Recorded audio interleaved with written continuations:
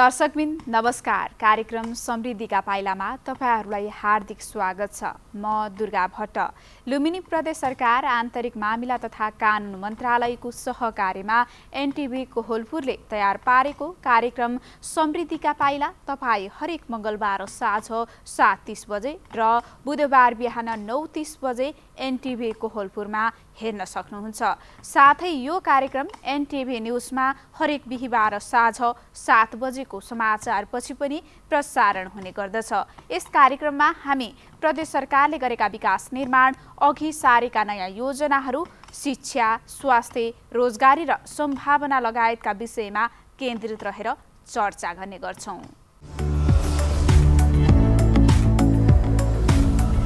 दर्शकवृन्द, सुरुमा लागौँ आजका विषयवस्तुतर्फ।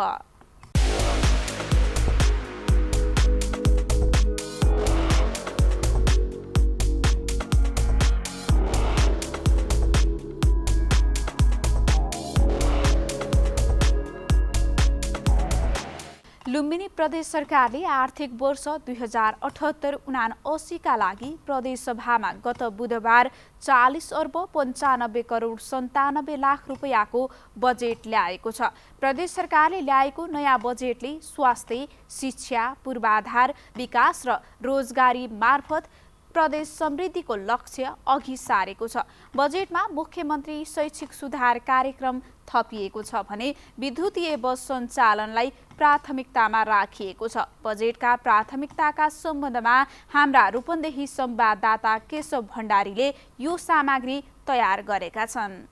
लुम्बिनी प्रदेश सरकारले निजी क्षेत्रलाई प्रोत्साहन गर्दै प्रदेशका 8 शहर जोड्ने गरी विद्युतीय बस सञ्चालनको लागि 8 करोड रुपियाँ विनियोजन गरेको छ।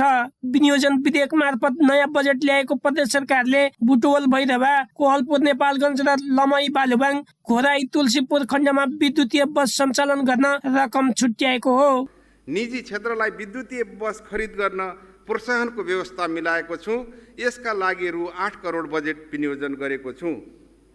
सवारी चालक प्रमाणपत्रको लागि लिइने परीक्षा र ट्रायलमा डिजिटल प्रविधिको प्रयोग गरी छिटो, छरितो र पारदर्शी रूपमा सवारी चालक प्रमाणपत्र दिने व्यवस्था गरिनेछ। प्रदेश सरकारले आर्थिक वर्ष 2078-79 का लागि बुधबार 40 अर्ब 95 करोड 97 लाखको बजेट ल्याएको छ। आर्थिक मामिला तथा सहकारी मन्त्री कृष्णध्वज खड्काले सदनमा पेश गरेको बजेट मार्फत प्रदेशको शैक्षिक सुधारका लागि मुख्यमन्त्री शैक्षिक सुधार कार्यक्रम घोषणा गरिएको छ। बजेटमा उल्लेखित उद्देश्य पूरा गर्न तोकिएका प्राथमिकता र सिद्धान्तमा आधारित रही चालु आर्थिक वर्षका निम्ति तथा कार्यक्रमहरू कार्यान्वयन गर्न रु 40 अर्ब 95 करोड 97 लाख विनियोजन गरेको छु। कुल विनियोजन मध्ये चालुतर्फ रु 13 अर्ब 64 करोड 57 लाख 10 हजार अर्थात् 33.31% र पुँजीगत तर्फ रु 22 अर्ब 47 करोड 15 लाख 94 हजार अर्थात् 54.87% रहेको छ। यस अघिको सरकारले अघि बढाएको मुख्यमन्त्री ग्रामीण विकास कार्यक्रम भने हटाइएको छ। केही नयाँ केही पुराना योजना समेटिएको बजेट छलफल सहित पारित भएको छ। कृषि तथा औद्योगिक कर्जा प्रवाह गर्न तथा प्रदेश सरकारका कारोबार तथा कार्यक्रमहरू सञ्चालन गर्न ऐन बनाई लुम्बिनी प्रदेश बैंक स्थापना गरिनेछ। प्रदेशमा पुँजी बजारको विकास र विस्तारका लागि सम्भाव्यता अध्ययन गरी आवश्यक संरचना निर्माणको लागि कार्य अगाडि बढाइनेछ। प्रदेशमा बिमा व्यवसायको पहुँच विस्तारका लागि सम्भाव्यता अध्ययन गरिनेछ। तथ्य र प्रमाणका आधारमा नीति तथा योजना निर्माणलाई प्रोत्साहन गर्न प्रदेश तथ्याङ्क कार्यालय स्थापना गरी बहुआयामिक प्रदेश स्तरीय तथ्याङ्क सङ्कलन तथा विश्लेषण गर्ने कार्य अघि बढाइनेछ। बजेटमा चालुतर्फ 13 अर्ब 64 करोड 57 लाख 10 हजार अर्थात् 33.31% र पुँजीगत तर्फ 22 अर्ब 47 करोड 15 लाख 94 हजार अर्थात् 54.87% रकम छुट्याइएको छ। स्थानीय तह वित्त हस्तान्तरणतर्फ 4 अर्ब 84 करोड 23 लाख 96 हजार अर्थात् 11.82% रहेको छ। बजेट प्रस्तुत गर्दै मन्त्री खड्काले वर्तमान सरकारले प्रस्ताव गरेको बजेटमा चालुतर्फको खर्च अघिल्लो सरकारले प्रस्ताव गरेको भन्दा 4% कम रहेको बताउनुभयो। 2078 साउन 28 गतेदेखि सत्ता सम्हालेको अवस्थामा पूर्ववर्ती सरकार सरकारले अध्यादेशबाट ल्याएको बजेटलाई यथास्थितिमा अगाडि बढाउन सकिने अवस्था नरहेकोले प्रदेशको आवश्यकता र प्राथमिकतालाई ध्यानमा राखी स्रोतको विनियोजन गर्ने र भौगोलिक सन्तुलन समेत कायम गर्ने गरी प्रस्तुत बजेट तथा कार्यक्रम तयार गरिएको छ। माननीय सभामुख महोदय, प्रस्तुत विधेयक देहाय बमोजिमका उद्देश्य हासिल गर्न केन्द्रित रहेको छ। प्रदेशका नागरिकहरूलाई कोभिड-19 को महामारीबाट सुरक्षित राख्ने, महामारीबाट प्रभावित हुन पुगेका घर परिवार र उद्योग व्यवसायहरूलाई राहतको व्यवस्था गर्ने, महामारीबाट शिथिल हुन पुगेको प्रदेश अर्थतन्त्रको पुनरुत्थानको लागि विकास निर्माणका परियोजना तथा लक्षित कार्यक्रमहरू सञ्चालन गर्दै आर्थिक समृद्धि हासिल गर्ने, प्रदेशमा उपलब्ध प्राकृतिक स्रोत र साधनको अधिकतम उपयोग गरी उत्पादन र रोजगारी अभिवृद्धि गर्ने, सङ्घ तथा स्थानीय तहसँगको समन्वय र सहकार्यमा प्रदेशको आर्थिक सामाजिक रूपान्तरणको कार्यलाई तीव्रता दिने। समृद्ध लुम्बिनी आत्मनिर्भर प्रदेशको मूल नाराका साथ प्रस्तुत बजेटमा प्रदेश सरकारको 40 लोकप्रिय कार्यक्रम उल्लेख छन्, जसमा प्रदेशका 18 वर्ष मुनिका बालबालिकालाई कोभिड-19 को खोपको व्यवस्था गर्नेदेखि घर दैलोमा डाक्टर कार्यक्रम र प्रदेशभरि निःशुल्क रक्त सञ्चार सेवा दिने भनिएको छ। कपिलवस्तुमा कागज उद्योगको सम्भाव्यता अध्ययन गरी उद्योग स्थापनाको कार्य अघि बढाइनेछ। बुटवल धागो कारखानालाई पुनर्संरचना गरी सञ्चालनमा ल्याउन र कपास खेतीलाई विस्तार गर्न सम्भाव्यता अध्ययन सहितको कार्य अगाडि बढाइनेछ। उत्पादनको बजार व्यवस्थापनमा ध्यान दिँदै अनुचित मूल्य वृद्धि, कालो बजारी तथा कृत्रिम अभाव सिर्जना गर्ने माथि कानुन बमोजिम कारबाही गरिनेछ। तरकारी लगायतका लामो समय सञ्चय गर्न नसकिने उत्पादनलाई खेतबाट सोझै उपभोक्ता माझ ल्याउने परिपाटी मिलाइनेछ। गण्डक नदीको त्रिवेणी देवघाट खण्ड, राप्ती नदीको भालुवाङ अगैया खण्ड र भालुवाङ खुङ्ग्रीमा सार्वजनिक निजी साझेदारीमा र्याफ्टिङ सञ्चालन गरिनेछ। प्रदेशभित्रका ऐतिहासिक गढी, कोट, दरबार तथा मन्दिरहरूको संरक्षण गर्न रु 10 करोड विनियोजन गरेको छु। स्वर्गद्वारीमा केबल कार निर्माण गर्न र प्रदेशभित्र कम्तीमा 2 स्थानमा थिम पार्क निर्माण गर्न लगानी मोडालिटी समेत प्रस्ताव गर्ने गरी सम्भाव्यता अध्ययन लगायतको कार्य अगाडि बढाइनेछ। बौद्ध अन्तर्राष्ट्रिय बर्थिङ सेन्टर निर्माण गर्न सम्भाव्यता अध्ययन गरिनेछ। सबै जिल्लाको विशेष ठाउँ पहिचान गरी खस, आर्य, अवध, मगर, थारू, मुस्लिम समुदायको स्थानीय सांस्कृतिक परम्परागत खाना, वेशभूषा, नाचगानको संरक्षण गर्न समुदायमा आधारित सांस्कृतिक ग्राम निर्माण गरी ग्रामीण पर्यटनको प्रवर्धन गरिनेछ। लुम्बिनी प्रदेशमा रहेको प्राकृतिक सौन्दर्यतालाई पर्यटन विकास र ग्रामीण आय आर्जनसँग जोड्ने हेतुले रूपन्देही, पाल्पा, अरखाँची, गुल्मी, रुकुम, रोल्पा, दाङ र प्युठानमा सम्भाव्यता अध्ययन गरी हिल स्टेसनको विकास गरिनेछ। त्यस्तै लुम्बिनी प्रदेशमा ज्येष्ठ नागरिक र महिला तथा बालबालिका अस्पताल स्थापना गर्ने तथा क्यान्सर, मृगौला र मुटु रोगीहरूलाई प्रदेश सरकारको तर्फबाट थप 2 लाख उपलब्ध गराउने व्यवस्था छ। प्रदेशभित्र शैक्षिक गुणस्तर र भौतिक सुधारका लागि मुख्यमन्त्री शैक्षिक सुधार कार्यक्रम लागू गरिएको छ। प्रदेशभित्र उपयुक्त स्थानमा ज्येष्ठ नागरिक अस्पताल र महिला तथा बाल अस्पताल स्थापना गर्न सम्भाव्यता अध्ययनको लागि बजेट व्यवस्था गरेको छु। बढ्दो मुटु रोगको उपचारलाई सर्वसुलभ बनाई यस क्षेत्रमा मुटु रोगका बिरामीहरूको उपचार गर्न लुम्बिनी प्रादेशिक अस्पताल बुटवलमा क्याथ ल्याब सेवा विस्तारको लागि रु 10 करोड विनियोजन गरेको छु। प्रदेशमा हालसम्म एमआरआई सेवा सञ्चालन नहुँदा सबै बिरामी अन्यत्र धाउनुपर्ने अवस्था रहेको छ। सो समस्या समाधानका लागि मेसिन खरिद एवं सेवा विस्तारको लागि रु 13 करोड बजेट विनियोजन गरेको छु। ज्येष्ठ नागरिकहरूलाई घर घरमै स्वास्थ्य सेवा प्रदान गर्न स्थानीय सरकारसँगको सहकार्यमा ज्येष्ठ नागरिकसँग स्वास्थ्यकर्मी कार्यक्रम सञ्चालनको लागि आवश्यक बजेट विनियोजन गरेको छु। प्रदेशको विशेष अनुदान अन्तर्गत सञ्चालन हुँदै आएको मुख्यमन्त्री ग्रामीण विकास तथा रोजगार कार्यक्रम प्रभावकारी हुन नसकेकोले सो कार्यक्रमलाई मुख्यमन्त्री शैक्षिक सुधार कार्यक्रमको रूपमा रूपान्तरण गरिएको छ। यस अन्तर्गतको कार्यक्रम सञ्चालनबाट विद्यालय शिक्षाको गुणस्तरमा सुधार आउने विश्वास लिएको छु। प्रदेशमा अध्ययन, अनुसन्धान तथा व्यावहारिक सिपमा आधारित गुणस्तरीय उच्च शिक्षा प्रदान गर्नका लागि लुम्बिनी विश्वविद्यालय स्थापना र सञ्चालनका लागि आवश्यक बजेट विनियोजन गरेको छु। पूर्व पश्चिम राजधानीमा पर्ने सुरै नाका, धान खोला र रिहारमा जलाशय निर्माण गर्न आवश्यक बजेटको व्यवस्था गरेको छु। साथै पहाडी एवं चुरे क्षेत्रमा रहेका खोजहरूमा वर्षे पानी भण्डार गरी सिँचाइ तथा खानेपानी आपूर्ति गर्नुका साथै जैविक विविधता प्रबन्धन गर्ने कार्य अगाडि बढाउने प्रबन्ध गरेको छु।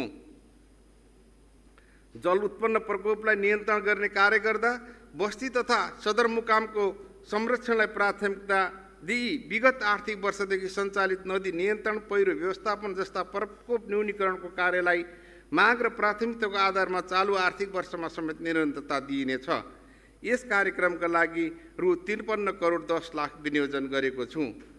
स्रोत सुनिश्चित भई कार्यान्वयनमा रहेका बहुवर्षीय आयोजना एवं अन्य महत्त्वपूर्ण आयोजनाहरूलाई निरन्तरता दिएको छु।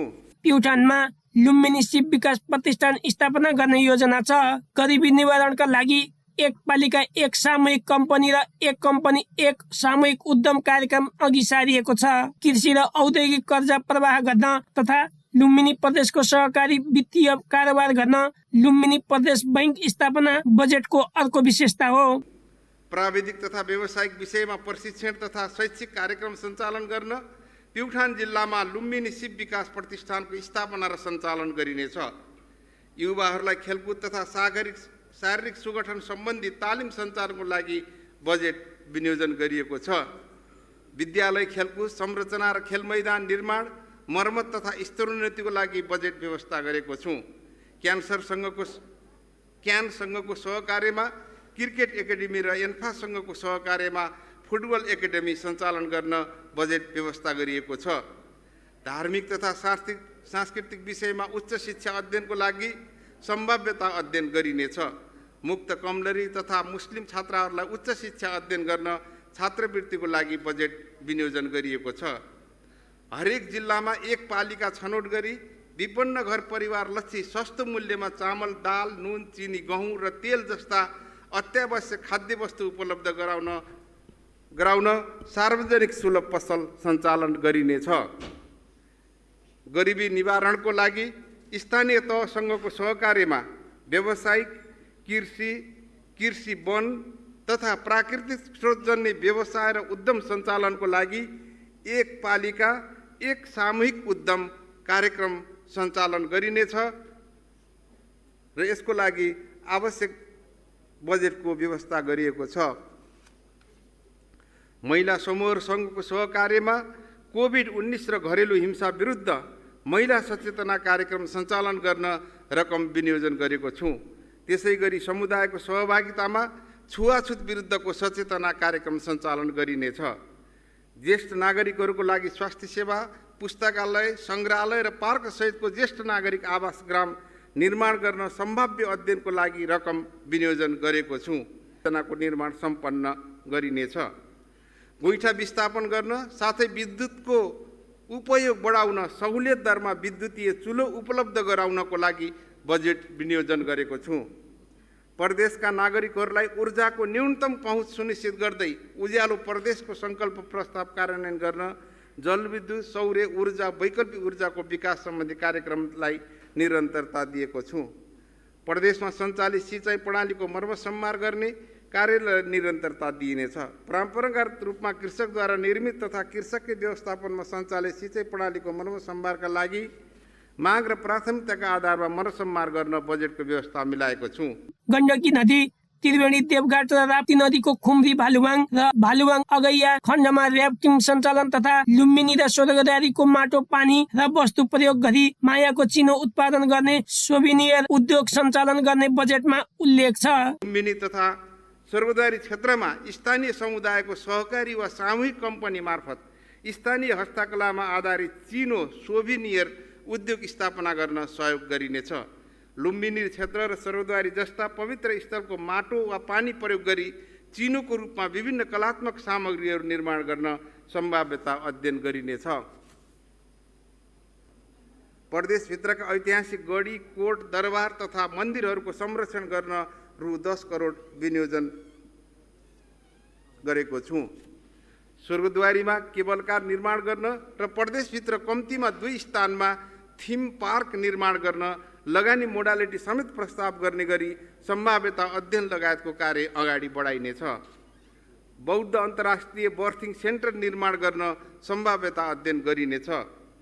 सबै जिल्लाको विशेष ठाउँ पहिचान गरी खस, आर्य, अवध, मगर, थारू, मुस्लिम समुदायको स्थानीय सांस्कृतिक परम्परागत खाना, वेशभूषा, नाचगानको संरक्षण गर्न समुदायमा आधारित सांस्कृतिक ग्राम निर्माण गरी ग्रामीण पर्यटनको प्रवर्धन गरिनेछ। युवाहरूलाई स्वरोजगार तुल्याउन विभिन्न विषयका सिपमूलक प्रशिक्षण कार्यक्रम सञ्चालनका लागि आवश्यक बजेट विनियोजन गरिएको छ। विपन्न घर परिवार, मुक्त कमलरी, कमैया, हलिया, दलित, जनजाति तथा भूमिहीन लगायतका लक्षित वर्गलाई सिपमूलक तालिमसहित उद्यम कार्यक्रम सञ्चालन गरिनेछ। जनयुद्ध, जनआन्दोलन तथा मधेस आन्दोलन, शहीद, घाइते, बेपत्ता परिवारका लागि व्यावसायिक तथा प्राविधिक तालिम सहितको उद्यमशीलता विकास गर्न द्वन्द्व प्रभावित परिवार रोजगार कार्यक्रम सञ्चालन गर्नको लागि बजेटको व्यवस्था गरेको छु। स्थानीय तह, जग्गा धनी र लगानीकर्ताहरूको साझेदारीमा जमिनको एकीकरण र चक्लाबन्दी गरी 1000 बिघा क्षेत्रफलमा सुगन्धित धान तथा प्याज खेतीमा केन्द्रित हुने गरी आधुनिक कृषि फार्महरू स्थापना गर्न बजेट विनियोजन गरेको छु। यस प्रकारको खेती विस्तारबाट मसिनो चामल तथा प्याजको आयात घटाउन सघाउ पुग्ने विश्वास लिएको छु र बर्दियाबाट नै कामको सुरुवात हुनेछ। प्रदेशका विभिन्न स्थानमा कृषि बजार सञ्चालन गर्न र कृषि उपज बजारसम्म पुर्याउन सहकारी तथा कृषि समूहलाई कृषि एम्बुलेन्स खरिद गर्न अनुदान दिने व्यवस्था गरेको छु। कोभिड-19 का कारण प्रभावित प्रदेशका कृषकहरूको लागि मागमा आधारित व्यवसाय सञ्चालन गर्न बजेट विनियोजन गरेको छु। प्रदेशमा कृषि प्राविधिक जनशक्तिको अभावलाई सम्बोधन गर्न सुरु गरिएको एक स्थानीय तह, एक प्राविधिक अधिकृत र एक वडा, एक प्राविधिक परिचालन गर्ने कार्यलाई निरन्तरता दिई प्राविधिक सेवामा कृषकको पहुँच अभिवृद्धि गर्न बजेटको व्यवस्था गरेको छु।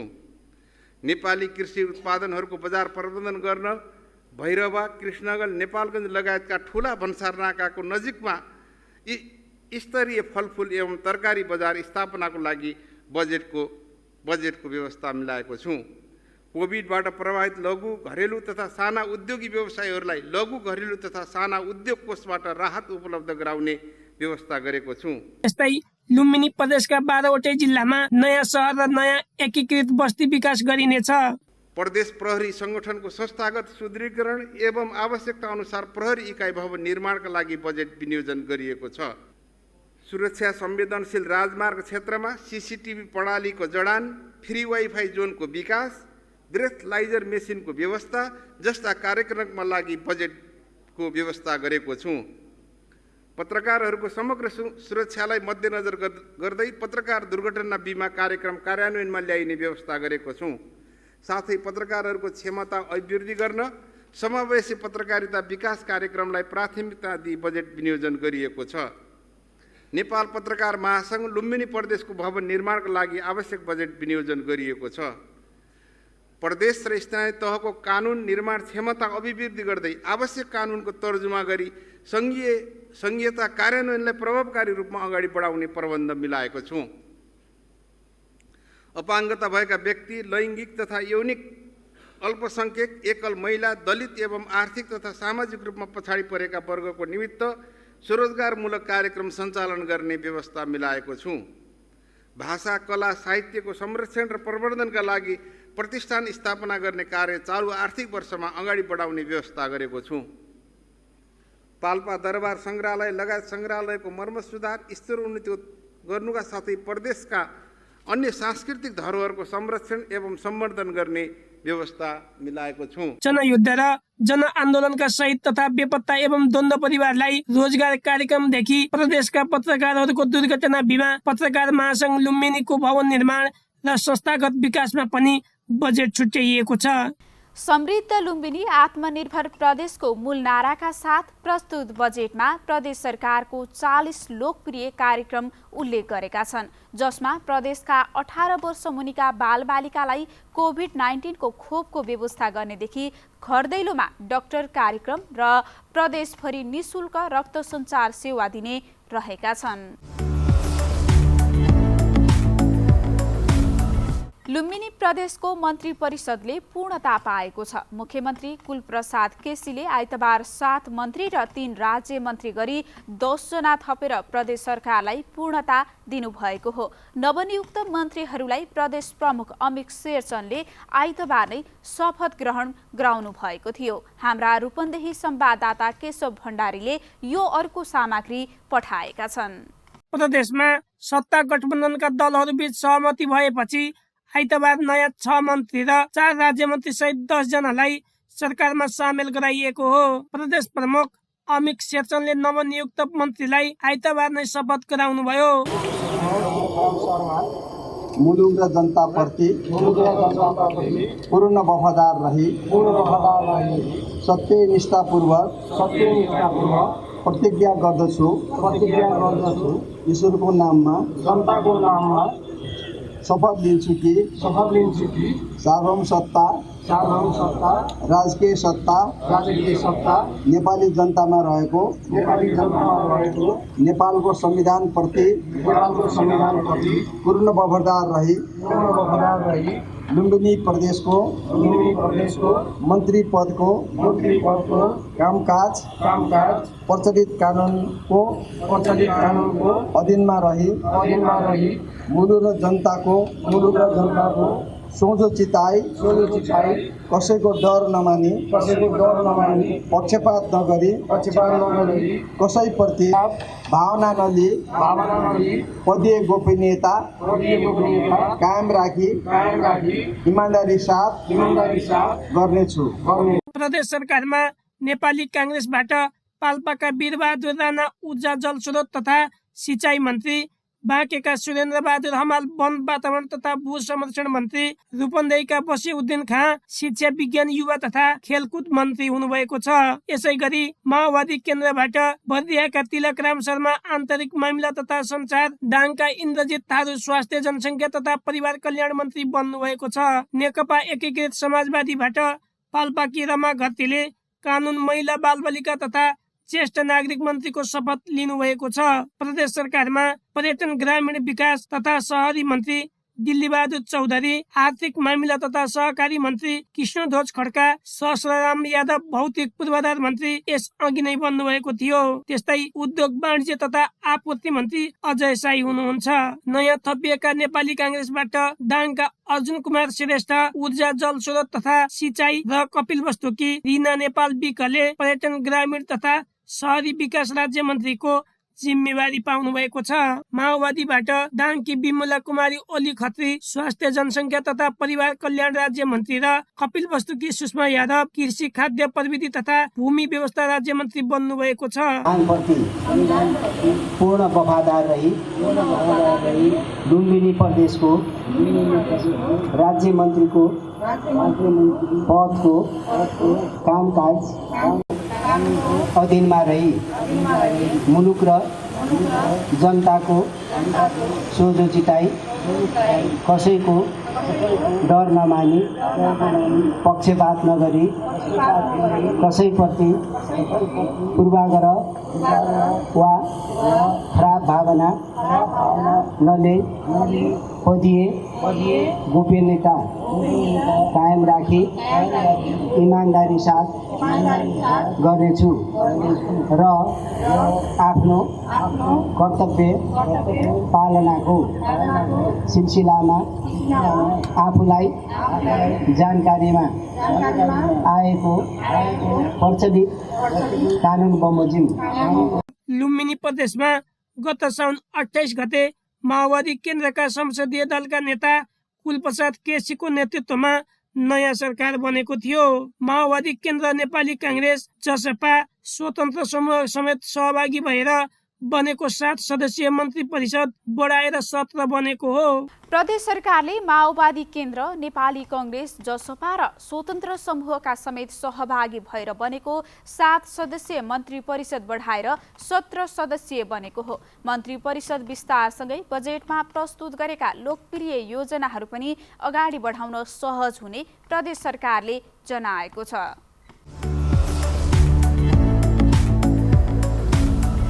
हवस् त दर्शकबिन, आजका लागि कार्यक्रम समृद्धिका पाइला यति नै। अर्को हप्ता नयाँ विषयवस्तु सहित उपस्थित हुने नै छौँ। कार्यक्रम उत्पादनमा सहयोग गर्ने सम्पूर्ण सहकर्मीहरूसँगै मलाई पनि बिदा दिनुहोस्। नमस्कार।